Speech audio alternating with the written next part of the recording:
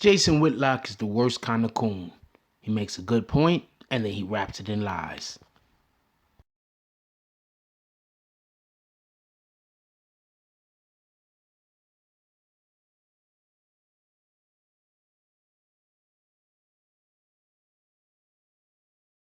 First thing I'd like to say is thank you for viewing this video, and if you don't mind, hit that like and subscribe. I'm pretty sure that I have more things that you'll be interested in, and it doesn't hurt to like the video, and it does help the channel out. It helps us grow. Now let's move on to our scheduled program. ESPN has been hemorrhaging viewers, millions and millions of them in recent years. The question is why? A new study suggests a sharp leftward turn by the network is a major factor in this. Deep-Root Analytics looked at ESPN's viewership and found that in 2016, the network's viewership became substantially more liberal and less Republican, more Democratic, more Republican, all across the country. Apparently, conservatives lost interest in following sports if liberal politics are shoved in their face while they're doing it. Why is ESPN doing this? Jason Whitlock is a former ESPN commentator and writer. You know, co-host Speak for Yourself on Fox Sports 1, and he joins us now. Jason, thanks a lot for coming on. So, thank you, Tucker. Thanks for having me. Well, you got ESPN as the most powerful, the most beloved for many years brand in sports. People loved ESPN. Some people still do. A lot of people hate ESPN because of pushing politics. Why are they doing that? I think you've asked the right question. I think cord cutting has a lot to do with their subscriber and viewership loss, but the animosity and some of the viewership loss, I do think is a direct result of their lurch to the left and injecting progressive victimology into the sports conversation. If you really understand sports culture and all the values taught in sports from Little League, Pee Wee on, you're never a victim. There are never any excuses that are accepted. Every coach teaches every player from 5 years old on to 45 years old. We don't tolerate excuses. We don't tolerate victimology. And now so much of the conversation by the sports media, ESPN being the leader of this, is just filled with so-and-so's a victim. Colin Kaepernick's a victim. Everybody's a victim. It's turning traditional sports fans off. It doesn't take a sports expert to predict something like that. People go to sports as a refuge from things like politics. So why would you throw it in the face of viewers? Like, what is the point of that? I think, again, so much of the media has moved left. And I've written about this and talked about this, and it applies to ESPN, but it also applies to all the media. Yeah. Silicon Valley, Facebook, Google, Twitter, Instagram is now in control of the mainstream media.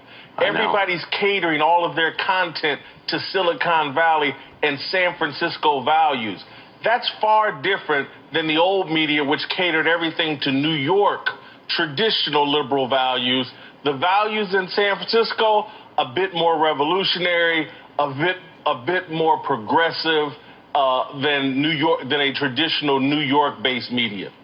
That is a really deep point, and I think a true one, and one that almost nobody ever says out loud. So basically the politics of a single congressional district are defining what everybody else in the country watches on TV. It just seems like a self-defeating strategy, though. It seems like they're hurting themselves. Tucker, just think about it. When you and I grew up, everything was about making it in New York. You wanted to work for a New York magazine, New York television station.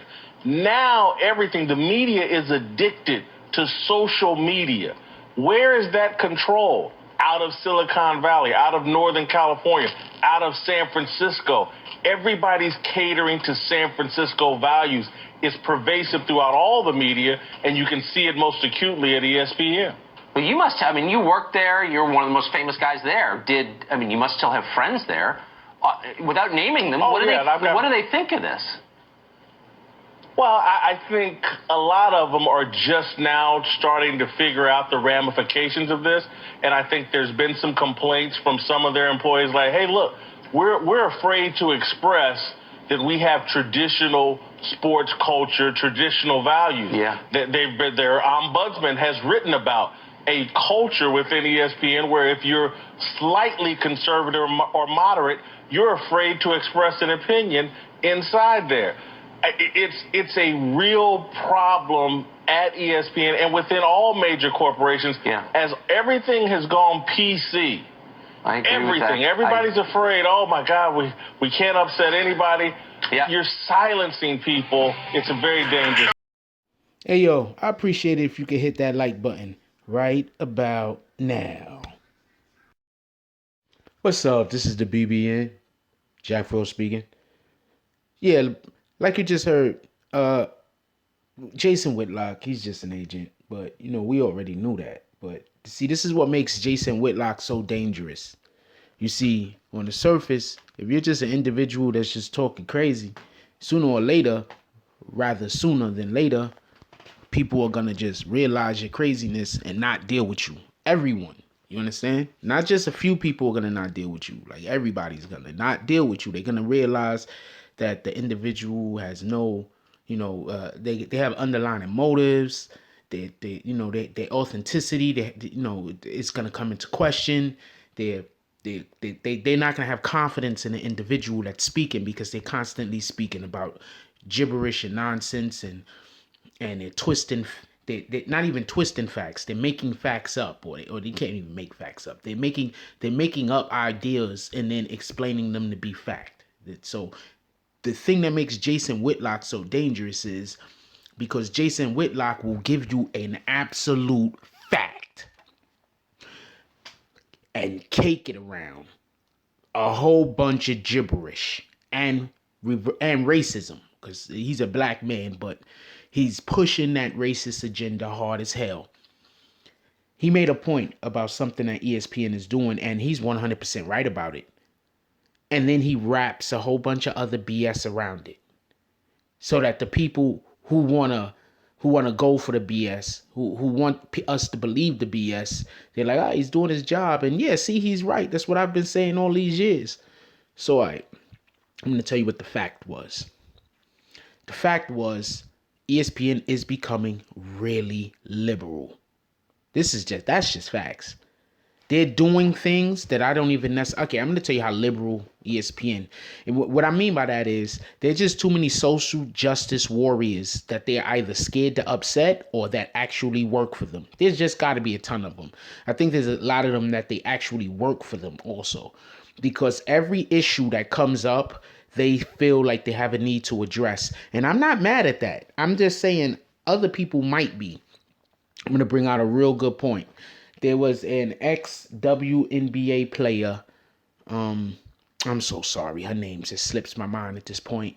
But she claimed that when she was in the WNBA, she felt pressure to be gay. And that because she was straight, she often was ostracized by her fellow players in the league. She was hazed to a degree. And they just made it really uncomfortable for her, and they made jokes about her and everything else. She accused, really with no proof, she accused the league of being like 90-something% gay. 90% something of the females in the WNBA are gay. So, and that's actually bad for the WNBA because, I mean, imagine if 90% of the NBA was gay. There's just tons of people who just wouldn't watch, and it has nothing to do with them liking or not liking, gay people. It just has something to do with wanting to have it flaunted in front of their face and not. There's a big difference. I mean, some people, they're not bad people, but they don't like horror movies. I'm not equating gay people to horror movies. I'm just saying, some people are nice movie people, but they don't like chick flicks. And if they are forced to see a chick flick, they're just gonna not like the chick flick just because. They want to go see Terminator or something. Anyway, the point being is, after she comes out, she has an interview. She also had a book coming out around that same time, so that could have been her motivation for coming out and saying whatever she said. I'm not giving any credence, or I'm not saying that her what she was saying was credible. I'm just explaining that this is what happened. I just can't remember her name at the time. I'm so sorry, y'all. So they have players come on to discredit her position. Like, it was crazy. Like, they actually interview players that was like, well, we're straight, and what she's talking about is crazy. I don't know what she's talking about. But also, those people weren't on the team she was on. Just full disclosure. It was just people from different teams. Full disclosure. But the point being is, as soon as anything happens that can be, oppressed, they try to make a news story out of it. That was not a news story. That wasn't. That was more like you mention it and then you go away from it. You don't need to interview anybody on that. She has no way to know how many people in the freaking WNBA is gay or not. She has no way to know. She's just talking. You mention her if you want to run the story, because it is news. You run the story real quick. We'll talk about it. Yeah, and she has a book coming out. Everybody will get it. Oh, she has a book coming out. She's trying to build up publicity. We get it. It's not that big of a deal. If you want to bring her on the show, bring her on the show. You don't run the story on an individual who you can obviously bring on the show, then don't bring her on the show and bring somebody else on the show to discredit her. Social justice warriors. This is what they're doing. So I understand the point that he was trying to make when he was saying they're swinging so far in one direction that they're alienating other people. Absolutely, 100%. I am not arguing that point. But then, damn near in the same breath, because all of this is basically in the same conversation, he mentions Colin Kaepernick. Okay, so you're going to mention a man that put his career on the line to stand up for all the black people and minorities and colored people in general that are being murdered by the police, in the same breath with politics regarding people going too far to the left. That's how they trick your brain. They say something that's facts. And even if you don't agree with it about the ESPN going far to the left, they are. So even if you're not outwardly agreeing to with it, most people will hear something like that and be like, well, I mean, I see where you can have a point. And then he says the thing about Colin Kaepernick.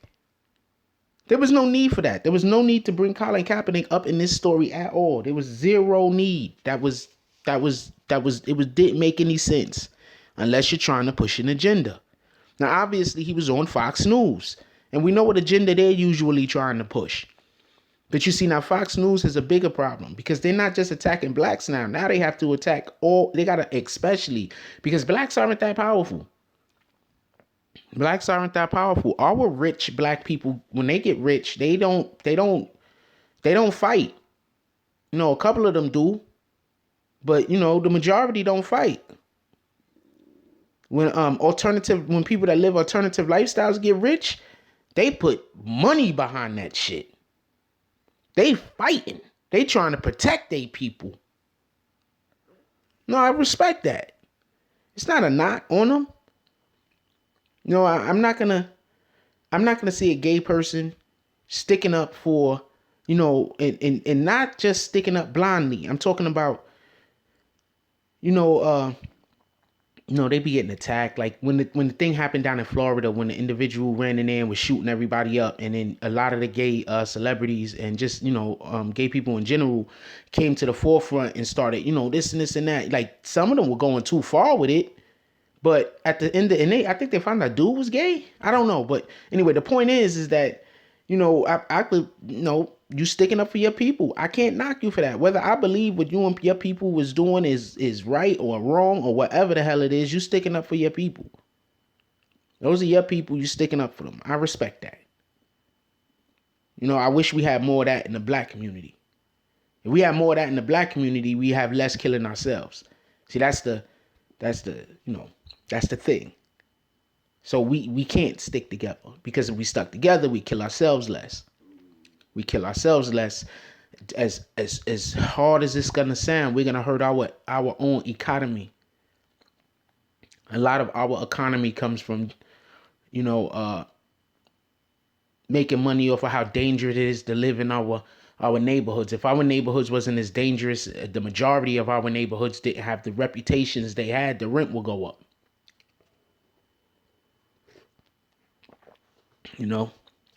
If the majority of our neighborhoods didn't have the reputation they had, white people wouldn't be scared to move into our neighborhoods, and then the rent will go up and we would have to move out. And then where are we going to live? You know, we're still not going to get the jobs. You know, a good number of us are, but not enough to be able to stay where we're living. They're going to come gentrify our communities. That's just what it is. But back to this dude, Jason Whitlock. So,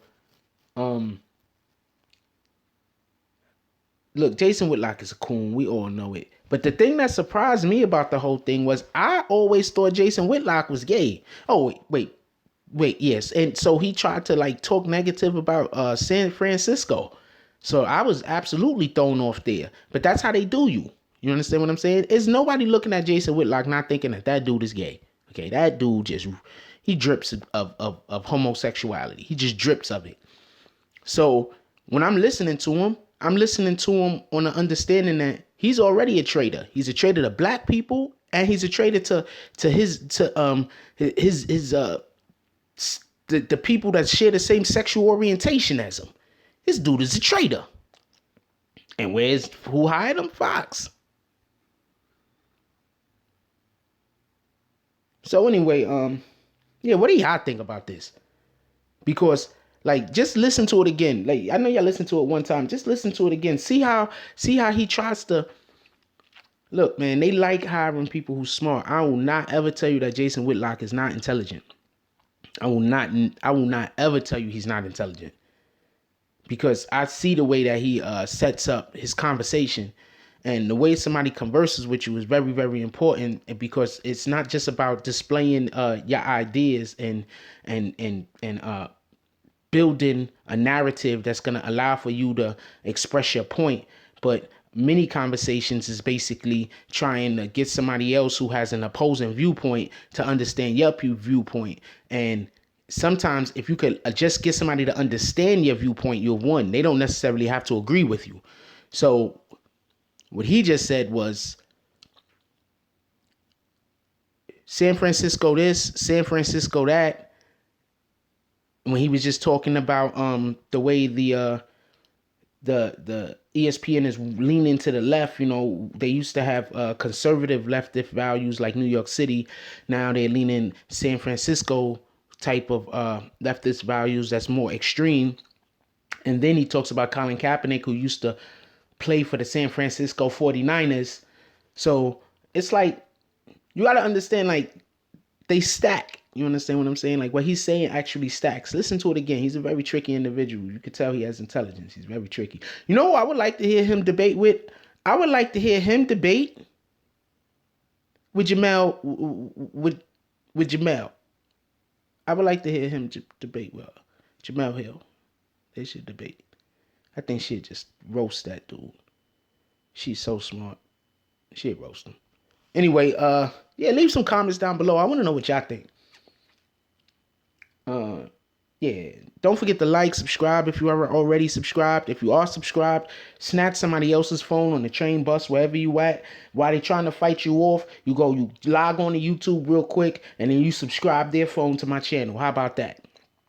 If you get video of that shit right there, I'm gonna put it up on my I'm gonna play. You get somebody to videotape me doing that right there, I'm gonna make sure that I send me the video. I'm dead serious. Send me the video. You get anybody to videotape me doing that right there, send me the video. I'm gonna run that shit. Anyway, that's all I got for you. I'm out.